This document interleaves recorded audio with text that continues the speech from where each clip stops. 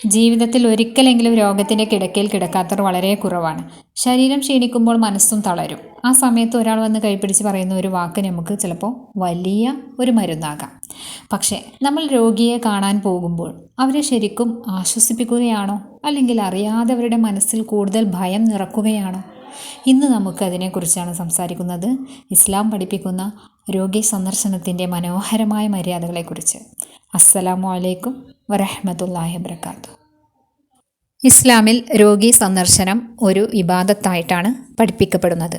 ഒരു വലിയ ഇബാദത്തായിട്ടാണ് പഠിപ്പിക്കപ്പെടുന്നത്. നബി സല്ലല്ലാഹു അലൈഹി വസല്ലമ പറഞ്ഞു, ഒരു മുസ്ലിം സഹോദരനെ രോഗാവസ്ഥയിൽ സന്ദർശിക്കുന്നവൻ അവൻ മടങ്ങി വരുവോളം സ്വർഗത്തിലെ ഫലത്തോട്ടങ്ങളിൽ നടക്കുന്നത് പോലെയാണത്രേ. ചിന്തിച്ചു നോക്കൂ, ഒരു രോഗിയെ കാണാൻ പോകുന്ന ഓരോ ചുവടിനും അള്ളാഹു പ്രതിഫലം ഒരുക്കിയിരിക്കുന്നു. കാരണം രോഗിയുടെ ഹൃദയം എന്ന് പറയുന്നത് അത് വളരെ നിസ്സഹായമായ അവസ്ഥയിലൂടെയാണ് കടന്നു പോകുന്നത്. ഒരു രോഗിക്ക് നമ്മൾ കൊടുക്കുന്ന ധൈര്യം, നമ്മൾ കൊടുക്കുന്ന ആശ്വാസവാക്കുകൾ, അതൊക്കെ അള്ളാഹുവിന് ഏറ്റവും പ്രിയപ്പെട്ട പ്രവൃത്തികളിൽ ഒന്നാണത്രേ. പുറത്ത് കാണുന്ന രോഗം മാത്രമല്ല, അകത്ത് രോഗിയുടെ മനസ്സിലും വലിയൊരു യുദ്ധം നടക്കുന്നുണ്ട്. ഞാൻ സുഖപ്പെടുമോ? എൻ്റെ കുടുംബത്തിന് എന്താകും? എന്നെ എല്ലാവരും മറക്കുമോ? എനിക്ക് പഴയ ജീവിതത്തിലേക്ക് തന്നെ മടങ്ങാൻ പറ്റുമോ? ഇനി എന്താവും? പല രോഗികളും പുറത്തേക്ക് ചിരിക്കുമ്പോഴും അകത്ത് അവർ തകർന്നിരിക്കുകയായിരിക്കും. അകത്ത് അവർ കരയുകയായിരിക്കാം. അതിനാൽ രോഗിയെ കാണാൻ പോകുന്നവർ ആദ്യം മനസ്സിലാക്കേണ്ടത് എന്താണെന്ന് വെച്ചാൽ, അവർക്കിപ്പോൾ ഏറ്റവും ആവശ്യം മരുന്ന് മാത്രമല്ല, അതിൻ്റെ കൂടെ ആശ്വാസമുള്ള ഒരു വാക്കുകൾ കൂടിയാണ് അല്ലേ.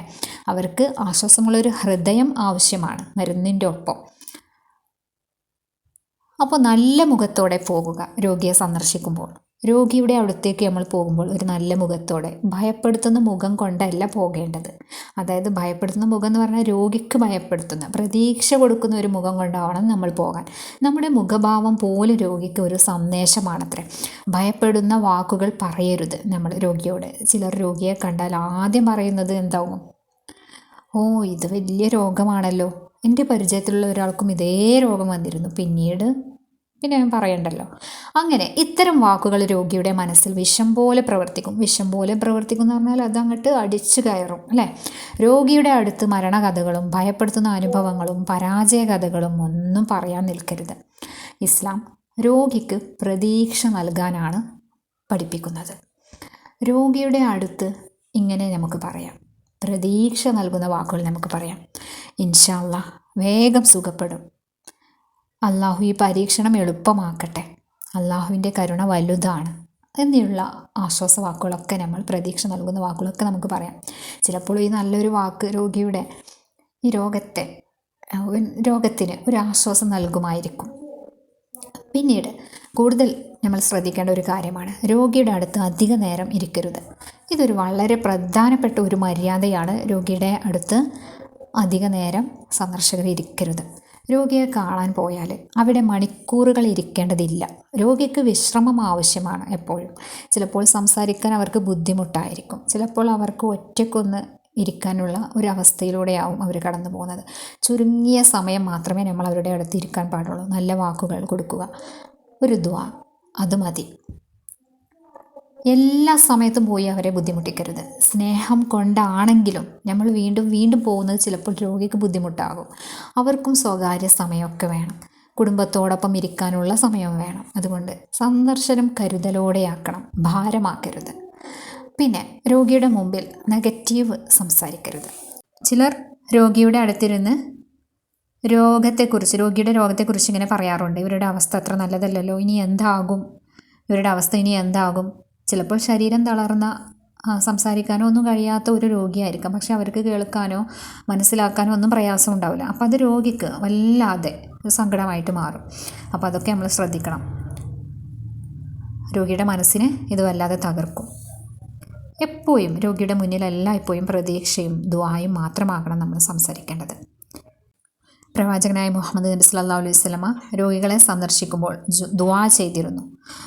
നമുക്കും രോഗിക്ക് വേണ്ടി ഇങ്ങനെ ദുആ ചെയ്യാം. അല്ലാഹുവേ, ഈ രോഗം നീ നീക്കണമേ, നീയാണ് ശിഫ നൽകുന്നവൻ, നിൻ്റെ ശിഫ ഒഴികെ മറ്റൊരു ശിഫയുമില്ല.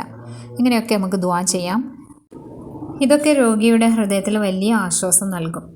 രോഗിക്ക് ഇഷ്ടമാകുന്ന കാര്യങ്ങൾ എന്തൊക്കെയാണെന്ന് നമുക്ക് നോക്കാം. ചിലപ്പോഴൊക്കെ ചെറിയ ചെറിയ കാര്യങ്ങൾ പോലും രോഗിക്ക് വലിയ സന്തോഷമാകും. നമ്മൾ നൽകുന്ന ഒരു പുഞ്ചിരി, ഒരു കരുതലുള്ള ചോദ്യം, അവർക്ക് എന്തെങ്കിലും ഫ്രൂട്ട്സ്, അവർക്ക് എന്തെങ്കിലും കൊണ്ടുപോകൽ, എന്തെങ്കിലും സഹായം വേണോ എന്ന് ചോദിക്കൽ, ഇനി കുടുംബത്തെ സഹായിക്കൽ, ഇവയെല്ലാം സദക്കയാണ്. ഇതൊക്കെ രോഗിയെ സന്തോഷിപ്പിക്കുന്ന കാര്യവുമാണ്. ഇനി ആശുപത്രിയിലാണ് രോഗിയെങ്കിൽ കുറച്ച് മര്യാദകൾ പാലിക്കേണ്ടതുണ്ട്. ആശുപത്രിയിൽ പോകുമ്പോൾ പ്രത്യേകം ശ്രദ്ധ വേണം. അവിടെ ശബ്ദമുയർത്തരുത്, കൂട്ടമായി പോകാതിരിക്കുക, ഫോട്ടോ വീഡിയോ ഒന്നും എടുക്കാൻ നിൽക്കരുത്, രോഗിയുടെ സ്വകാര്യത മാനിക്കുക, ഡോക്ടർമാരുടെ ജോലിക്ക് നമ്മൾ തടസ്സമാവുകയും ചെയ്യരുത്. ഇസ്ലാം മറ്റുള്ളവരുടെ സൗകര്യവും മാന്യതയും സംരക്ഷിക്കാനാണ് പഠിപ്പിച്ചിട്ടുള്ളത്. രോഗിക്ക് രോഗത്തേക്കാൾ വേദനിപ്പിക്കുന്ന ഒരു കാര്യമുണ്ട്. അതെന്താണെന്ന് നമുക്ക് പറയാം. ചിലപ്പോൾ രോഗത്തേക്കാൾ വേദനിപ്പിക്കുന്നത് മറ്റുള്ളവരുടെ പെരുമാറ്റമായിരിക്കാം. രോഗിക്ക് വേണ്ടത് ഒരു സഹതാപമല്ല, അവരെ കരുതലാണ്. ഇനി രോഗം ഒരു പരീക്ഷണമാണ്. ഇതിനെക്കുറിച്ച് ഇസ്ലാം എന്താ പറഞ്ഞിട്ടുള്ളതെന്ന് നോക്കാം. ഇസ്ലാമിൽ രോഗം ശിക്ഷ മാത്രമല്ല, അത് പാപങ്ങൾ മായ്ച്ചു കളയുന്ന ഒരു മാർഗവുമാണത്രേ. ഒരു വിശ്വാസിക്ക് വരുന്ന ഓരോ വേദനക്കും അള്ളാഹു പ്രതിഫലം നൽകുന്നു എന്നാണ് പറയപ്പെടുന്നത്. അതുകൊണ്ട് രോഗിയോട് അള്ളാഹുവിൻ്റെ കരുണയെക്കുറിച്ച് നമ്മൾ സംസാരിക്കണം. പ്രതീക്ഷ ഇല്ലാതാക്കരുത്.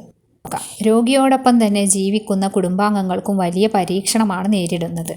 അവർക്കും ആശ്വാസം നൽകണം നമ്മൾ. ചിലപ്പോൾ രോഗിയേക്കാൾ ക്ഷീണിക്കുന്നത് അവരെ നോക്കുന്ന അമ്മയോ ഭാര്യയോ ഭർത്താവോ മക്കളോ ഒക്കെ ആയിരിക്കാം. അവരോട് നമ്മൾ സന്ദർശകർ നല്ല വാക്കുകൾ പറയുക, അവർക്കും പ്രതീക്ഷകൾ നൽകുക. ഒരു രോഗിയെ സന്ദർശിക്കാൻ പോകുമ്പോൾ ഓർക്കുക, നിങ്ങൾ ഒരു രോഗിയെ മാത്രം കാണാനല്ല പോകുന്നത്, ഒരു തളർന്ന ഹൃദയത്തെ ആശ്വസിപ്പിക്കാനാണ് എന്നുള്ളത് കൂടി ചിന്തിച്ചിട്ട് പോവുക. നിങ്ങളുടെ ഒരു വാക്ക് അവരുടെ മനസ്സിൽ പ്രതീക്ഷയുടെ വെളിച്ചം നൽകാം. അതിനാൽ ഭയമല്ല അവർക്ക് നൽകേണ്ടത്, പ്രതീക്ഷയാണ്. ഭാരമല്ല നമ്മളാവേണ്ടത്, കരുതലാവണം. അള്ളാഹു നമ്മെ മറ്റുള്ളവരുടെ വേദന മനസ്സിലാക്കുന്ന ഹൃദയങ്ങളാക്കി മാറ്റട്ടെ. ആമീൻ. എല്ലാവരെയും അള്ളാഹു വലിയതും ചെറുതും വലുതും ചെറുതുമായ രോഗങ്ങളെ തൊട്ട് കാക്കട്ടെ. ആമീൻ.